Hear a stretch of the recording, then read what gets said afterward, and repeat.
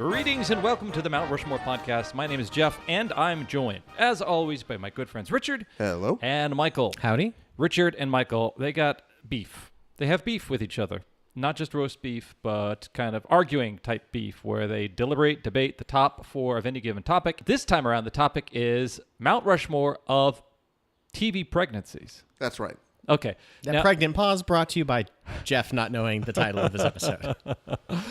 We are not alone in the studio this time around because we have an expert on TV pregnancies in the form of Miss Sara Reeve. How are you today? I am very good. Good. Thank you. Sarah, why do you find this topic interesting? Well, this was actually a topic that I had suggested to Michael and Richard in particular way back when Michael's wife, Emily, was pregnant. And She thought it was so funny. And I was like, that would be great. And they were like, yeah, sure. Okay. Fast forward to Michael and Emily's son is now, how old is he 10 now? months. 10 months. So, okay. So it's been a while. But I still thought it was a good topic. And then all of a sudden, Richard sprung it on me and said, hey, you're going to be a guest on our show, right? Because we're doing your topic. Oh, okay. Yeah, I would love to. That's how a good marriage works. Just You come here. Bring it. surprise people so they don't have time to say no. There definitely has been a interesting perspective on this, having gone through a pregnancy with my wife and looking through like our selections and just kind of spitballing stuff off of each other. And it's just like, wow, okay, I can see how like just so many different aspects are true. Like a lot of like, especially on some of our, like the tropes are true or they're completely off or we didn't experience it or we totally experienced it. So Like some creative aspects of storytelling on television, they are motivated by a search for a new topic or search for new themes or character changes. Sometimes biology dictates that this storyline happens on TV shows. And I don't know if we'll choose some examples. Sometimes literal biology has to be biology. worked around in a sitcom. So why don't we just leap right into the topic? Sarah, you're the visitor. These guys are just this schmucky home team. So Sarah, you go first. Okay. Well, as the only member of the panel here who has actually been pregnant, I thought I brought a little bit of verisimilitude to the topic. But Wait, what the hell does that mean? sorry. Verisimilitude. Who's She was the diner waitress in on Alice. On Alice. Yeah. Kiss my grits, Jeff. Anyway. Thank you. But actually, my first topic or my first selection is not realistic at all, and I chose it because it was one of the first television pregnancies that I remember from my childhood, and that is Mork and Mindy. Oh, That's also on our list. fun. Good. 1981. For the younger listeners who don't remember, Mork and Mindy. Mork was from Ork. And he was an alien experiencing life here on Earth alongside first roommate, then girlfriend and wife Pam Dauber, who was Mindy. And so their fourth season, they actually came together as a couple, and they got engaged, got married, and then in the third episode of that season, all of a sudden you find out Mork is pregnant because he is an alien, and on Ork, the men are the ones who can give birth, but it's not like Robin Williams ran around with a big pregnant belly. No, he laid an egg. He laid several eggs in his career. If you ever saw the last few sitcom movies he was in. Patch Adams. But Moscow on the Hudson. We didn't. No, that's pretty good. Okay, that I like movie. that one. Okay. So he lays an egg. he lays an egg, and of course the egg is about 7 feet tall. And when the egg cracks open, you find Jonathan Winters is the baby, because on Ork they age backwards, and it was just so silly. What a lovely time for television. Right, exactly. Did they think this through, that if that show lasted for like 15 years, that Robin Williams was not going to look younger? Yeah. Like, what would they have done on that one? Would they have had to go some sort of well, since he's been on Earth so long, it's reversed the aging process. With enough cocaine, the power, you can do anything. I'm less worried about Mork, but what about Murph? I mean, he could not possibly get younger as the series went on. I mean, this was the final season of the show, so they were just like, I know how to solve this problem everything at the by just canceling it.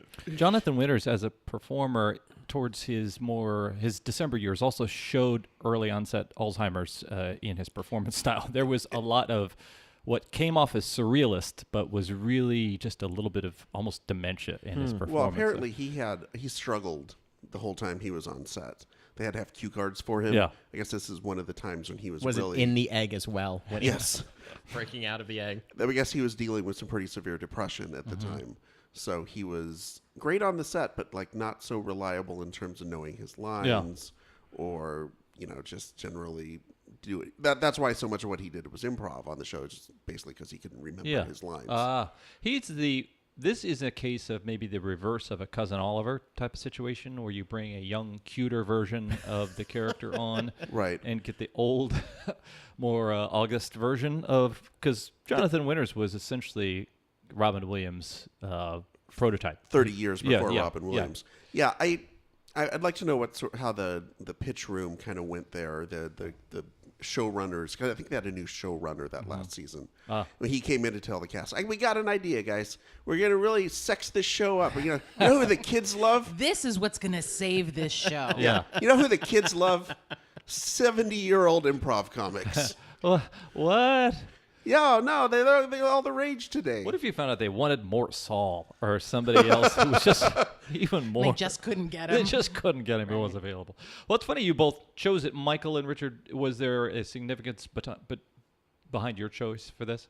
I think it's such an odd It's ridiculous choice. I don't know. It was just, I remember that show mostly because it kind of taught me where Colorado was, or Denver. Yeah.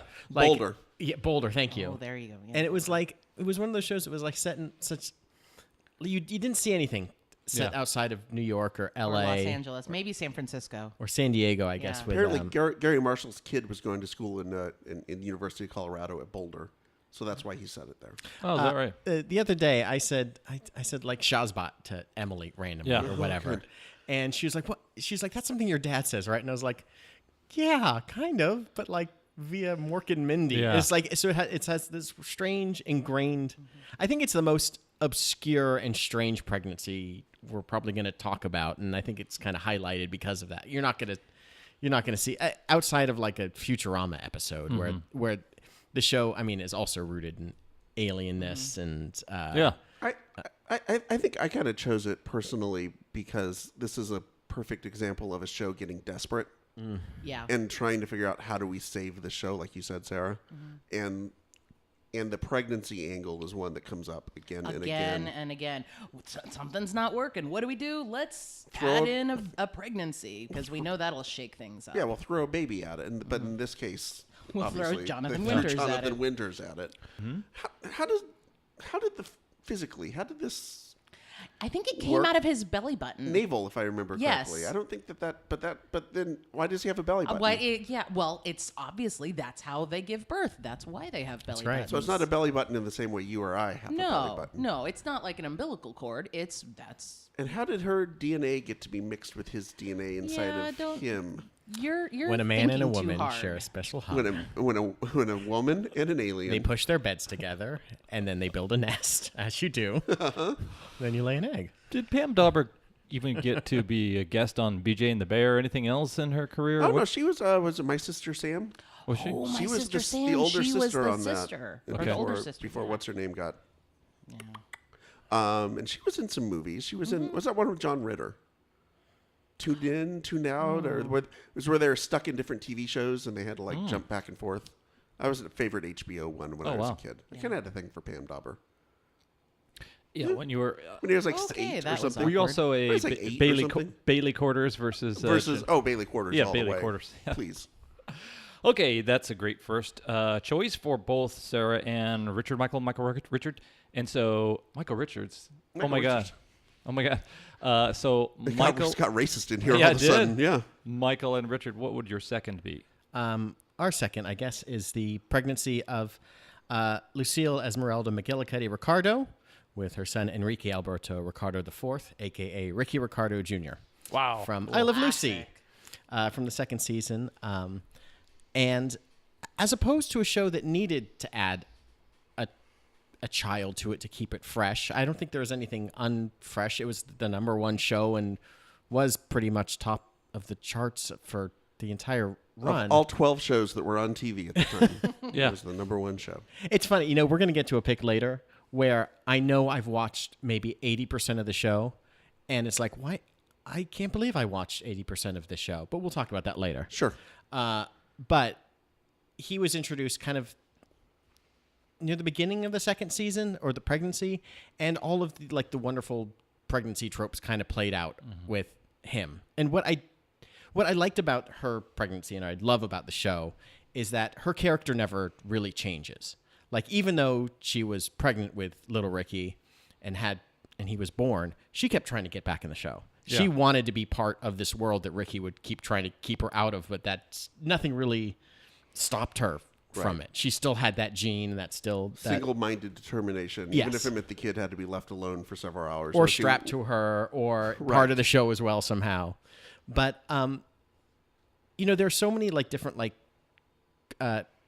crazy father jokes that kind of exist and kind of stem from out of this. Like the episode where he was born, Lucy was the one that was completely calm and in control, and Ricky was running around like a chicken with his head cut off. Totally reversing their normal he dynamic. didn't know what he was doing. He was out of his mind. He had to go to a show and showed up at the hospital with this you know African war paint on for some ridiculous show at the Tropicana that he was doing. But all of the things that you see in later TV shows, he kind of embodied, or both of them kind of embodied. They go through just I mean, that episode is a classic. I don't even like I Love Lucy. It's like that show is like nails on chalkboard for me. I can't watch it. But I mean that pregnancy storyline, it was really breaking new ground, because to talk about a woman who was pregnant, to show a woman who was pregnant on TV, it was still kind of taboo at that time. And so it really no, let's show this, because this is a part of normal life. This is a part of married life. Mm-hmm. It was groundbreaking, and it's still recognized as being, just the episode that really opened and started so many of the pregnancy tropes that we still see on TV today. And of course, two things. One, Lucille Ball was actually pregnant. So she was actually pregnant when they shot the pilot, but she wasn't far enough along that it would show. That it showed. So they just kind of did a few. Well, she was showing just enough where if they just did a little bit of camera trickery, it didn't really stand in front of a large plant. She hadn't popped. She hadn't popped yet. Let's put it that way. I know during that season, they had pre-recorded some stuff for they were the first show to record onto film. Yeah. And so he retained all the, I'm talking about another groundbreaking thing that Desi Arnaz did, was he recorded on the film, and then he kept the rights for all the film, rather than selling it to the whatever production studio. They owned the production. Desi Arnaz, right? Yeah, production studio. And then basically they filmed a bunch of stuff with her before she was showing way too much, and they're just okay, we know that this show is going to go on. We know that we're going to have to cut these scenes in. And later on in the season, after little Ricky was born, there's a lot of 3-person episodes where Lucy's in the other room as well. Yeah. And they kind of dance around it. So they kind of covered both bases with preparing for it, and then also kind of oh, do you remember that time when? Were there any episodes where she was stuck in a bathroom and it was locked, so she couldn't get out for the whole episode? That would have been a good workaround. I guess the other sort of sign of the times. There was an episode like that. Was there? Yeah. I knew it. Sons of bitches. Is the fact they couldn't say the word pregnant. Right. She was with child, right? I think they could say. I think that's what they said. Yeah. This is expecting. They could say expecting, and Ricky says specting. Right. Specting. The actual episode where she announces that she's pregnant is called Lucy is Inciente, which is the French word, despite my Spanish pronunciation of it. The French word for it. One thing I did not know is they actually, in order to get the maximum publicity from the show, they actually timed the date of release to when her actual real life cesarean section was scheduled. Wow. That's commitment. Laying the paparazzi there. Yeah. That is a commitment to your show. That only happens because you're the executive producer of the show, by the way. If you're just the star, you don't get to call that shot. If you're the EP, you get to match all that up. Yeah. It did say they hired a Catholic priest, a minister, and a rabbi to sit in while each episode was filmed to determine whether there was anything objectionable. That sounds like a setup to a It really does sound like a lame barroom joke, doesn't it? Yeah. A minister, a rabbi, and a... They also walk into the Tropicana. Yeah. Right. One last thing is that I didn't know this either, that Philip Morris apparently was a sponsor of the show. And they actually came in and specifically said, can you please not show Lucy smoking while she's pregnant? Because she smoked while she was pregnant. Because everybody smoked all the time. But even Philip Morris knew that was not a type of thing you should be showing in 1952 or whatever this was. I love that we've expanded the topic. It's not just sitcoms, it's television, but it is interesting to think of how under fire reproductive everything regarding that to see it's considered vulgar. Right. Which did remind me of I love this podcast, maybe listen to it, Cocaine and Rhinestones, which are talking about I think it's a Loretta Lynn song called About the Pill. Oh, it's called The Pill. The Pill. Yep. And how offensive it was to the predominantly male song programmers on all the country stations, whereas guys could talk about murdering women or divorce or anything like that. But dear God, you affairs. talk about a woman controlling her own reproductive life? Clutch my pearls. And she wasn't even talking about she was very happy because now she could be with her husband and it was very much about a happily married woman. Well, because that's the only way you could get the pill back then. If you were single, you were not allowed to to have the pill. It's right. super crazy. Right. Okay, so digression over, and now we are on this bottom end of the first half, which means Sarah's going to tell us her second choice. Okay. So my second choice, I'm continuing the alien theme. And this is a show from 1990. This is Alien Nation. Oh, Ooh, I love that show. Great show. And so what was it for anybody who didn't ever watch this show? So this was a show where it's the late 80s, early 90s, and this giant spaceship comes and there's like 250,000 aliens, and they basically all settle in Los Angeles, like you do. And they are humanoid, basically, but they have no hair and their skin color's a little mottled. So two of the central characters are there's a Tectonese, one of the aliens, whose name is his name is actually Sam Francisco, but he's called George, and he's a police officer, and his partner is a human named Matt Sykes. And so the setup for this is that, yet again, it's because they're alien, the male gives birth.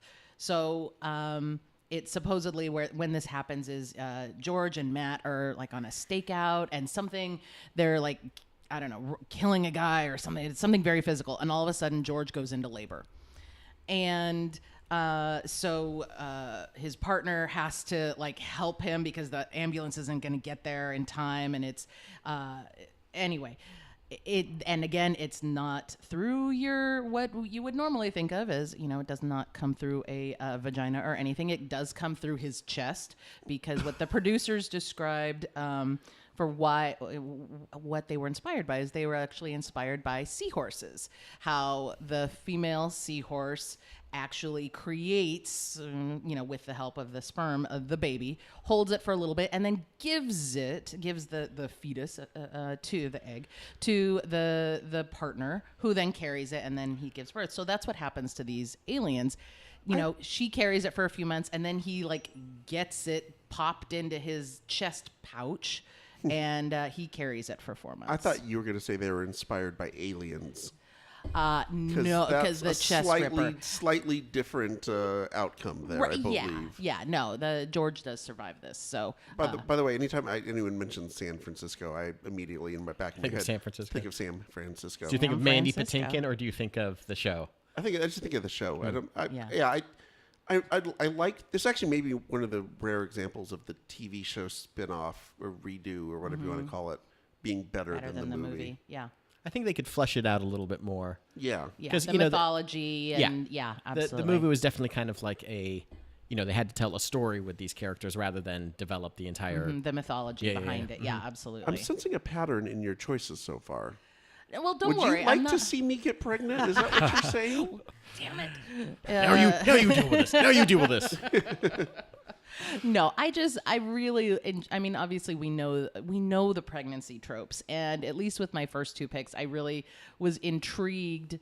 And I remember these, both Mork and Mindy, and then Alienation from when I was growing up, and I was, I think I was 5 or 6 when Mork and Mindy came on, and I was like, I don't know, I guess I was about 15 when Alienation came on, and so the idea of pregnancy was still way far out there and kind of scary, but it was really odd to see those tropes turned on their head, and they just stuck out as being really memorable to me. All right. Well, so we hope this is a memorable podcast episode, the Mount Rushmore of TV pregnancies. And we hope that you'll go online to iTunes, to our website, Mount Rushmore Podcast, or to Stitcher, or wherever you get podcasts. Download, rate, and review our current and past episodes. And we hope you'll join us in the dialogue about the episodes that you would like to see us discuss, or past episodes that you've enjoyed, at the Facebook site, or join us on Twitter or Instagram, where we have social handles there. We also ask you to support podcasting in general, and we like to air a promo from podcasts that we enjoy. Here's one of them. Do you like movies? Get busy living or get busy dying. Mr. Anderson. Life, finds a way. TV? A Girl Has No Name. Soft kitty, warm kitty. You didn't think I'd just disappear, did you? Music? Hello, all my friends are heathens, take it slow. Girl, run the world, girls. Video games? It's me, Mario. Get over here! If you love geeking out about your pop culture passions, See Here's the Thing may be the podcast for you. Join me and my co-host Patrick as we dive into a weekly digest of news clips about movies, TV, video games, theater, and more. Special guests, improv games, and terrible celebrity impersonations abound in our weekly episodes published directly on Podomatic. You can also subscribe to us on iTunes, Spreaker, Stitcher, TuneIn, and Google Play. Be sure to follow us on Facebook, Twitter, Instagram, YouTube, Google+, and Pinterest. See Here's the Thing. It's where humor and pop culture collide. Hey, we got something for you. It's a gift. You don't have to get us anything. No, we got something for you. We want you to have it. For listeners of the Mount Rushmore podcast, Audible is offering a free audiobook download with a free 30-day trial to give you the opportunity to check out their service. You could check out The Little Book of Sitcom by John Voorhouse, and that's probably going to discuss sitcom pregnancies or TV pregnancies. And with Audible, you can get a free audiobook download and a free 30-day free trial just by going to audibletrial.com/Rushmore. That's the /, the one where the top is leaning to the right. There's over 180,000 titles to choose from for your iPhone, Android, Kindle, or MP3 player. To download your free audiobook today, go to audibletrial.com/Rushmore. Again, audibletrial.com/Rushmore for your free audiobook. Good gift to give for like a baby shower. Yeah. Because yeah. when you go. when you have a baby, you got a lot of downtime. Yes, You could either like put on every episode of The Office on Netflix, or you could That's right. listen to a book Improve in the silence. yourself through not really having to read. I love that idea. Okay, guys. So you'll, Richard and Michael, give us your third choice. So our third choice is perhaps the most, at the time, controversial one. That would be Murphy Brown. That was my next pick too. I figured that Wow. would be on your list. Oh, yeah. So Murphy Brown basically became pregnant by, I don't remember how they played it out, but either her ex-husband. Her ex-husband. Or I couldn't remember if it was Yeah. her ex-husband or Jay Thomas, who was like No. her on again, off again boyfriend.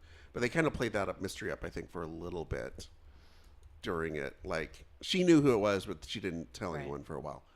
But she made the decision to not have an abortion, even though she was, I think, in her She was 42. Right. At 42 the time. is not mid-40s. 42 is not mid-40s. 42 is early 40s. I thought she was older than that. My Says the apologies. woman who was Sarah. 42. My apologies, Sarah. And so Candice Bergen looks 42. You do not look. Oh, well, thank you. She looks mid-40s. that's nice. Have you done enough backtracking? Enough so she can put down the knife. Just like she's staring daggers at us. Nice save, buddy boy. Nailed it. This really kind of became not just a controversial TV topic, but a national topic when your favorite vice president and mine, Dan Quayle, Mr. Potato with an E, decided to comment on this as an example of the moral breakdown of America, that we're celebrating this woman having a pregnancy out of wedlock. The Bush-Quayle White House really stepped in it over and over again with like family values. Well, this is where let's family be honest. values, kind of the whole argument started. Let's be honest. Dan Quayle makes Sarah Palin look like a Rhodes Scholar. He is the guy who tried to paraphrase the United Negro College Fund motto of "a mind is a terrible thing to waste," and what he said was, "It's really terrible when you lose your mind, or you don't have one at all." Well, then, that was the other thing he said. Yeah. I thought it was always interesting that Republicans would go after a TV character who decided not to have an abortion. Right. She made the choice that they have been arguing that women who found themselves to be pregnant should always make. Sure. She kept the baby. Well, conservatives at the time and today still tend to be as fallen. They don't care about whatever hypocrisy side of the sword that they want to fall on. I mean, it was her fault to get pregnant in the first place. Absolutely. So that she was already, because she had sex. There was out of already wedlock, sinned, so. and then yada yada. Yeah. So she was a dirty whore. This was already, right? Right. This was the show, by the way, that I'm convinced I've seen 80% of. Like, I don't know. I guess I watched a lot of TV as a kid. I guess you don't realize how much until you're like, oh yeah, I remember almost everything about Murphy Brown. Right. It's so strange. They were like shooting a documentary so that the kid would have it when he was older. So that's why there's all of these like, handheld shots like way close up in Murphy's face, and she's like, "Get out of here." I think one of the reasons why this show is on my list is that it really, for being, it is really funny, but it really, really struck a note to me to say, wow, that really seems real. And then having, had 2 children, being pregnant and everything, it's like, yeah, that you're, especially as a working woman, you're trying to hold it together, you're doing what you can, but there's just things about pregnancy that just take over. And it, the fact that, I don't know, just how she portrayed it. I mean, Candice Bergen at that time had also become an older mother. She had her daughter at 39, and while she wasn't single, she was married to Louis Malle, but he was over in France most of the time. So she was, in fact, or had lived a similar existence to what Murphy Brown was going through, and so I think it just made it seem really real. There was precedent when Edgar Bergen had Charlie McCarthy and Mortimer Snerd, his ventriloquist dummy. You're so dumb. I think he raised have a baby. Did he raise them by himself? He raised them by himself. Did he birth them out of his navel also? I wonder if, they're rebooting the show. This is shows coming back on the air and later this season for like a 10-episode run. I think it's similar. It's like the Roseanne thing. Like similar to the Roseanne thing. And I wonder if they're going to have like a grown-up, like Avery right. come in and, it's been... Oh, Avery's going to be 25 years. 15 years. Oh, Avery's going to be a Republican. Yeah. That's the hook, right? Did Avery vote for Trump? Yeah, there's the hook. Avery is like a Kellyanne Conway, like inside, like Republican insider. I do if that's not how it's going, it's how it should go. Someone get get this episode to Diane English stat. I do like when some shows continue on the traits of the show, but then incorporate like the kid. And Murphy Brown was good with that with the house painter. I can't remember his name. Eldon. Yes. Eldon. How do I know that? Oh my god. You just end up knowing it. That's the weird thing about 80s and 90s sitcoms is like. Didn't he become the nanny or something? He did. Yes. But before he he spent the entire time remodeling and painting her house, and then it turned into this whole thing for the entire season about him remodeling and painting the baby's room, the nursery, and trying to figure that out. So I like how they incorporate whatever is just the trope of the show, the guy that's the house painter is just like, oh, his now focus is, creating Getting everything ready for this the baby. fresco in the baby's room or whatever. And then, oh yeah, he's also the nanny now, I guess, because they need just to have him around. Right. Another weird aspect of like having a male nanny, which I'm sure, tied a whole bunch of other knickers in a bunch. Do you think Good Murphy? what a good show. Her first offense was being a powerful, assertive, intelligent female. God, that's like 4 strikes against Right, her. exactly. Yeah, and it seems like the unwed pregnancy was just the final affront for Nail a in lot the of people. coffin. Yeah, yeah. But it's funny. I remember it being somewhat controversial until she actually had the kid, and then it was like, oh, because like I mean, to your point, I think Sarah, she made the pregnancy seem really unfun. Yeah. It was all of the like not fun parts of having a baby, Right, like your right. back hurts and Yeah, and you're swollen, and you're cranky, and your hormones are going all over the place. And like, I mean, okay, and I'm gonna say this now, having at the time when I watched this, when I was 17, it's like, oh wow, okay, I had no idea. And now as an adult, I go back and go, yeah, actually, being for me, I speak only from my own experience. Wow, yeah, being pregnant would really sucked, and it's uncomfortable, and it's this alien creature is taking over your body, and so I think that's one reason why I think this episode still holds up, because they really played it true and they made it funny. It was the same show and the same really smart writing and the great characters, as Michael said, that they integrated really well into just moving into this next phase of her life. But so I think that the political drama heightened and is probably one reason why so many people remember it. But at the same time, it's like, no, even just in and of itself, it was a really good show. And they just really handled the pregnancy, the birth in a really funny and smart way. unfortunately, I think that it did sort of overshadow how good the rest of the series was. Because even I and my mom and I watched it every week, and I think like your families did too. I remember that, and I remember one episode where they thought their plane was going to crash. Those are the two episodes those are the two like things that I remember in terms of actual episodes. Mm-hmm. So I mean, I would agree. You were with 8 years old, though, right? a little bit older than that. Okay. 2-3 years older than that. Okay. So, Sarah, you are going to present to us your final choice. Okay. So we are going to come out of the funny land of Murphy Brown, and we're going to take a little bit more serious, and we're going to go to Mad Men and Betty's pregnancy with baby Jean. And I think the reason I picked this episode is because, Betty Draper was a horrible mother. I mean, she was really just awful, and she didn't get any sort of enjoyment out of being a mother at all.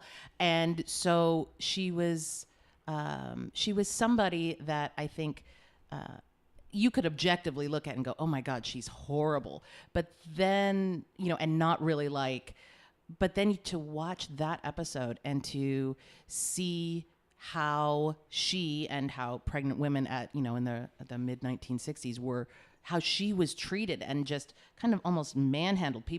Doctors were making decisions for her. Her husband was making decisions for her. She was treated like an object, and nobody was listening to her. She's saying, what she would like to do, and nobody cares. And, she's given this drug, twilight sleep, and she's just basically knocked out, and she's goes from being pregnant and not having a little squealing baby to then all of us then a few hours later she wakes up and there's like a baby right there, and it's just such a weird almost like disembodied. She's just totally removed from the experience of giving birth and just having all of her autonomy taken away, and it just really struck me as being really true for a section of women at that time who just didn't have a lot of bodily autonomy. And that even though Betty was a pretty reprehensible character and certainly not a warm and fuzzy mother, you still feel really bad for her. And it's just it just really creates this sense of empathy for this otherwise pretty horrible person. Was this one of the ones? Was January Jones pregnant while she was? No, I don't actually think she was. I know, and I might be getting my chronology.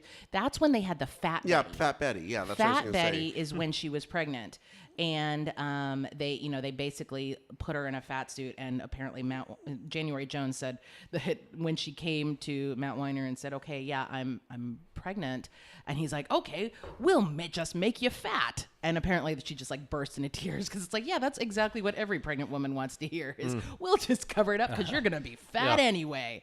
And I guess it's better than having her stand behind a counter the entire time, or like creatively giant coats and plants, creatively place plants and giant hams, things like that. Right. It's interesting to kind of like compare and contrast, like let's say Lucy's pregnancy, which is time frame-ish the same way, and they didn't deal with any of that. They didn't kind of glossed over the actual birth. The birth, visiting the doctor. I think that they were in the hospital once, and that was kind of when Ricky was like running in to see the child behind the glass.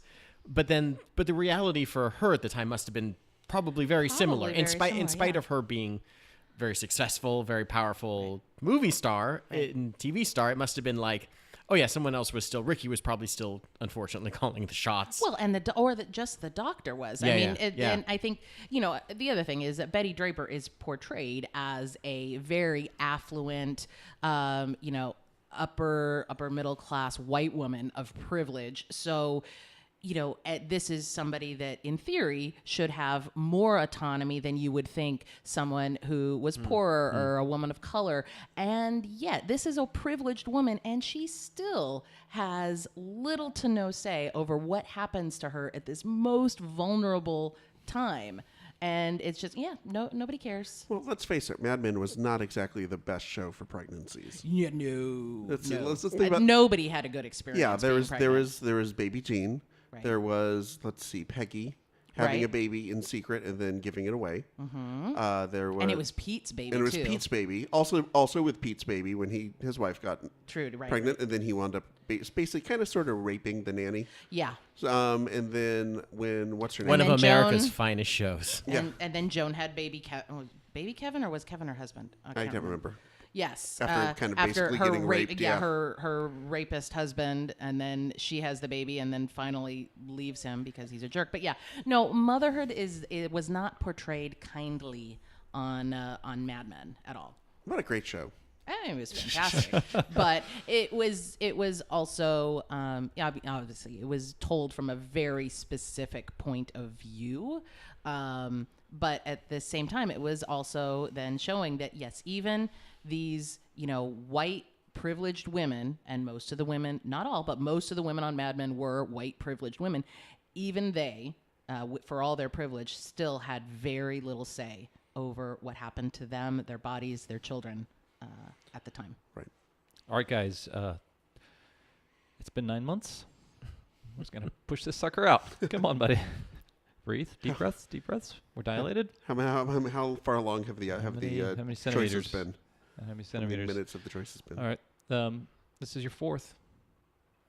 Our fourth is the pregnancy of Marge Simpson with Bart, Lisa, and Maggie. Oh, wow. They displayed the 3 different pregnancies on 3 different episodes. They did. Wow. Which was, and they all kind of, I think ultimately it wouldn't be a podcast if we didn't talk about The Simpsons somehow. Yeah. It's contractually obligated.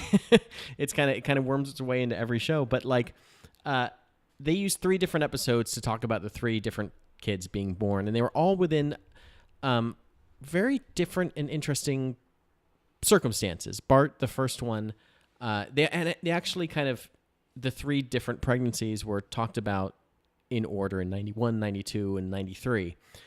Bart's pregnancy was told from the point of view of Homer and Marge weren't married yet. Yeah. He was just this guy working at a miniature golf course. Mm-hmm. And then, of course, Bart comes along as an accident, forces Homer to get a real job, and forces them to get married and all the...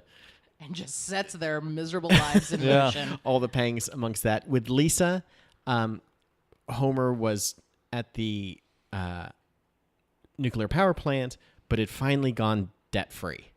Uh, Oh no! I got getting them mixed up. I got them because mixed the up. second one, they're living in like this sort of like apartment or something, right? Yeah, that's right. I got them mixed up. So, the first one was just about them getting married and realizing that they have a child and how their life changes. The second one forced Homer and Marge to move to kind of suburbia and get a real job at the nuclear power plant. Thank you, Richard. And focus a lot on Bart's reaction to having a new kid. Because as much as it's about Homer and what he's going through, and the show didn't really focus much on Marge in these pregnancies. And in retrospect, she was not necessarily a point of view character. Well, I think of all the great female writers they had on the show, like. oh my god. And then the third one was kind of about Homer finally getting out of debt, and then Maggie comes along. A new baby. And he kind of literally burns his bridges on the way out of the nuclear power plant and is forced to go back to a higher paying job to support his family. But then I thought the show is very good at telling those kind of different aspects of what having a child is really like, either economically or just like emotionally or really. Well, and I think that's where the Simpsons was often at its strongest, was taking very real experiences of an American family and twisting them and putting them through the lens of animation and kind of blowing things out, but it's still being able to convey that real human emotion. Mm-hmm. Like the story about working at a dead-end job to support, or going back to a dead-end job that you hate in order to support your family is very real. Very, very real, yeah. And, absolutely. In spite of it being madcap and zany at times, it's just like, oh, yeah, that's what you got to do. Right. When you have a third kid, and whether they're a surprise or not. I think the third one was told within an overall realm, or one of them was told in the realm of they might have a fourth child, and they didn't know. Homer was telling the story, and Marge was off, getting checked out, and then she comes back and she's like, "I'm not pregnant," and they high five, like all the kids must just feel just totally terrible at that exact moment of like, oh God, don't want to go through this again with you guys. Maggie being the kind of the most traditionally intelligent, or not intelligent, but Maggie seems to be, I'm sorry, Lisa being the character that most of us can identify in terms of being the most reasonable character in The Simpsons, is a hard point of view to filter some of the aspects of dating and romance and all the things that we show Homer and Marge going through. So it is interesting that show does as much as it does in terms of showing real sentiment and real emotion and real feeling, even though you only have one sane person in that house. So I'm kind of surprised when they can do that. I would like to point out for the record, by the way, before we get angry emails and whatever from Simpsons fans, yes, there were several female writers on the show. Okay. There has not been a female producer. So, all right. So suck it, Matt Groening. Okay. Okay, guys, so this has been a wonderful journey into what happens on television when characters, not just women, get pregnant. And so thank you so much for all your really cool choices and some very similar choices. So in this case, there will be two of the similar choices will be etched into the Mount Rushmore, and those would be Mork and Mindy and Murphy Brown. So the M titles sitting right there on the first and second spots. But as often happens, the day goes to our guest, and Sara Reeve came in and did a great job in bringing up some really unusual choices in terms of alienation, and then some choices that show the broad spectrum with which pregnancies are depicted in entertainment, and that is the kind of dark experience that the unlikable character Betty gets when she has a baby on Mad Men. So the choices were Mork and Mindy, Alienation, Murphy Brown, and Mad Men. So, all right. This has been the Mount Rushmore of TV pregnancies. I, as always, am Jeff. I'm Richard. I'm Michael. And who are you? Oh, I'm Sarah. Thanks so much, Sarah, for being on the show.